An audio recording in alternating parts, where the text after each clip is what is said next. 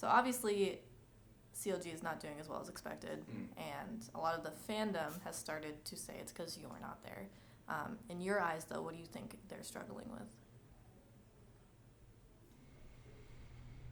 Well, from what I've watched, and I've talked to the players as well over like past weeks, they seem to be struggling with trusting someone to make those decisive calls because their macro, they're in the spot.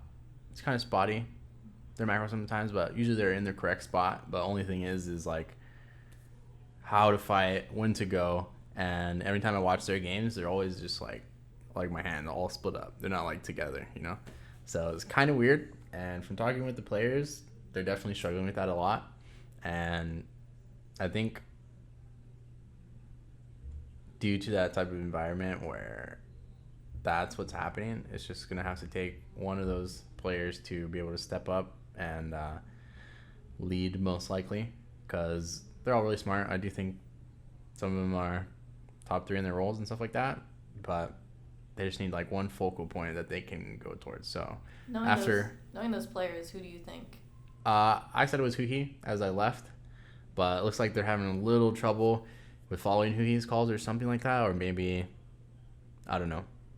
I'm not playing, but after I left, it's like they had to start from 0, because usually I would take the forefront in terms of how we do our macro, what we're playing, what we review, and stuff like that.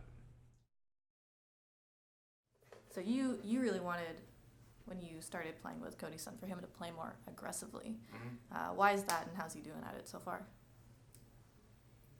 After Cody's came off of Immortals with Ole, they had their first stint, which was really bad, and then they got a lot better. Mainly Ole was playing a lot of aggressive support, so when Cody came to 100 Thieves, he wasn't playing as aggressive as he used to, but I thought he could play way more up, even better than what he was doing with Ole. And I think that's more of like Cody's style, even though he can play consistent, just farming type AD carry. And for me, out of my AD carry, I prefer the more aggressive style, so I would want him to come to me in terms of style. So how he's doing at it, he's doing a lot better. We're playing a lot more aggressive bottom lanes, as you can see. Played Thresh Blitz this past weekend and stuff like that. Played Bard the other weekend before that versus CLG. And he's very good at setting me up in terms of being able to make those kind of plays. And whenever I want to roam, he's like the perfect carry. Knows how to play to his limits, doesn't die, still able to get farm. And I like that style a lot. Why? Why do I like that style? Yeah, why do you like aggressive AD carries?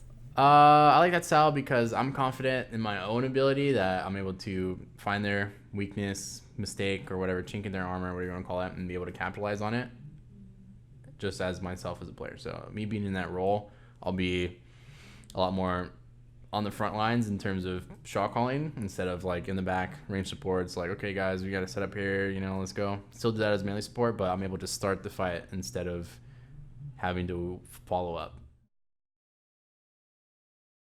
Ryu calls you the mood setter of the team. Oh yeah. Why do you think that is? Or what does that mean? Ryu calls me that because I think since I interact with everyone the most, make everybody laugh. If I'm pissed off, everyone knows it, and then the mood just goes like that, something like that, and then I'll start talking when I'm super mad, and usually that causes rifts in terms of what we're learning for the day or how we should approach the topic moving forward, stuff like that. And I think practice is the place for it, but other than that, I'm all about making sure everyone feels comfortable and feels a part of the team. So I'll always make sure everyone's okay if they're not who they were when I first met them. All right, let's talk a little bit about, are you familiar with like the new patch?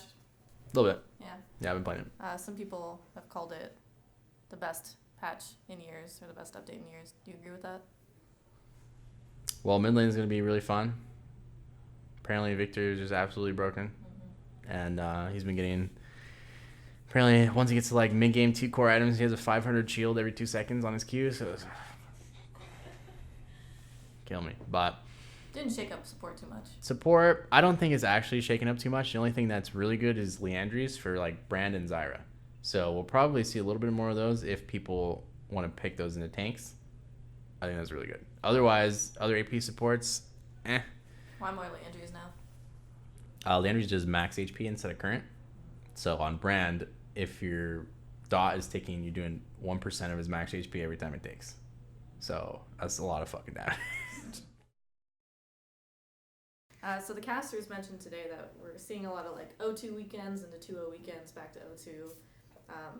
Is that because of best of ones? Is it because the teams are still synergizing? What do you think?